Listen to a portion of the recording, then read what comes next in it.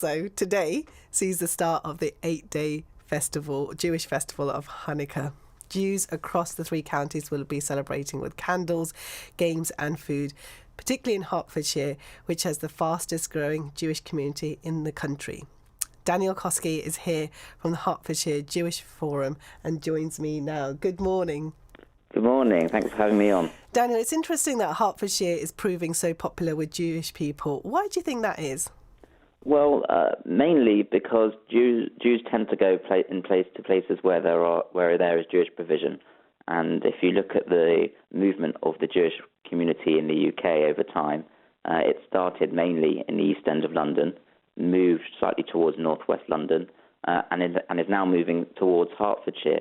And the real driver of the growth of the Jewish community is effectively affordability of housing.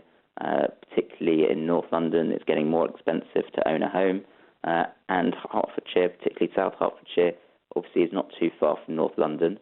People can connect with their family and friends, but also can find more affordable housing in green spaces, in lovely countryside, with access to things like kosher food and Jewish schools, and that's really what the Jewish community is looking for.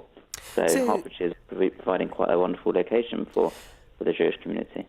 And as you said, it's kosher food, it's those communities, it's being have access to the facilities for the Jewish community. And I know you recently organised an event for Hertfordshire Council. Can you explain a bit more about that? Yeah, absolutely. So as you mentioned before, Hertfordshire is the largest growing Jewish community in the UK, and those of us in Hertfordshire are absolutely delighted about that. But it's important that the public services that councils provide reflect their residents and adapt to changes in the people living within those local authorities. And so whilst Jews have very much the same concerns as the vast majority of Hertfordshire residents, whether it be good libraries or good schools, good waste removal, etc., there are some very specific needs facing the Jewish community, whether it be things like challenges regarding anti-Semitism. We have culturally specific social care. We have some Jewish schools. So there are some very specific challenges. And the seminar was ultimately to assist councillors in understanding what those public service needs of the Jewish community are and give them the tools and the contacts to help deliver those changes that are needed. And we were delighted to have over 13% of all of Hertfordshire's councillors attend, with representation from every borough and district council in the county. We had sessions on education, housing and planning, health and social care, and it was a really good chance to get councillors from across the county together to meet with their local Jewish communities, to understand the issues that the community face, and as I said, give them the tools to make the changes needed to support the Jewish community locally. And clearly these are important conversations to have, as you mentioned earlier, to tackling things like anti-Semitism. So now Today starts Chanukah. For our listeners who might not be aware about this Jewish festival, tell us the story behind that.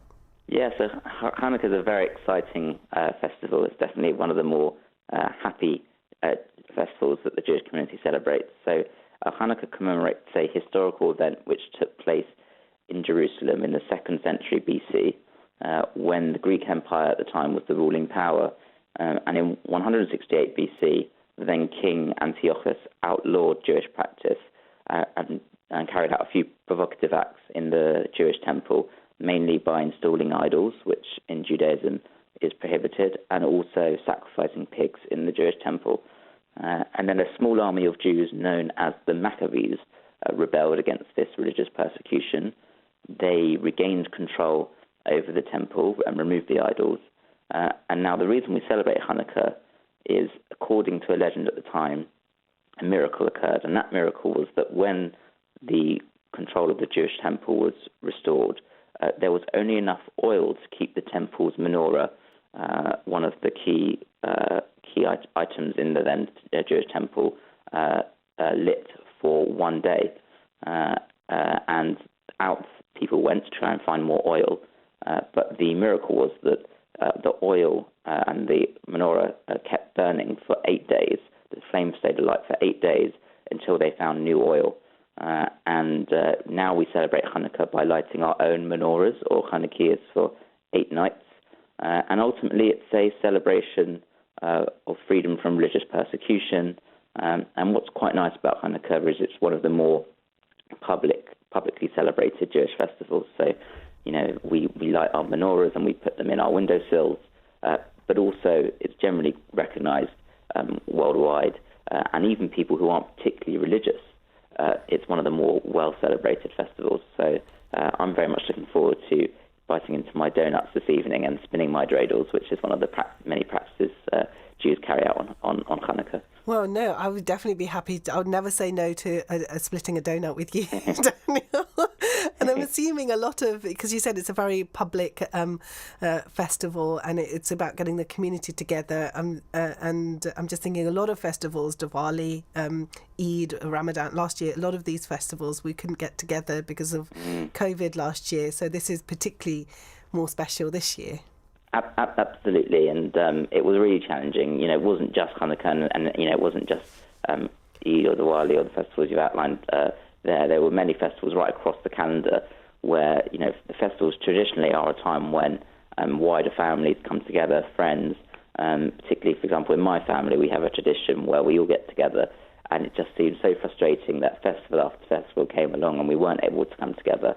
But yes, this year will be different. There'll be lots of public events taking place across Hertfordshire, and if there are any Jewish listeners listening who are interested in getting involved, do encourage you to contact your local synagogue, who will be able to outline what's going on. There's lots of public events, civic services, and so it's a really, really exciting time. And I think that you said something very specific. You said that earlier, even those who aren't religious per se can find Chanukah a very joyful event. Do you find festivals like Chanukah helps deepen your own faith, Daniel? Absolutely. Ultimately, it's a story that I think everyone can get behind. The idea that obviously religious persecution is bad, and celebrating the fact that a small army of Jews managed to overcome that religious persecution. And I think it sums up Jewish history ultimately.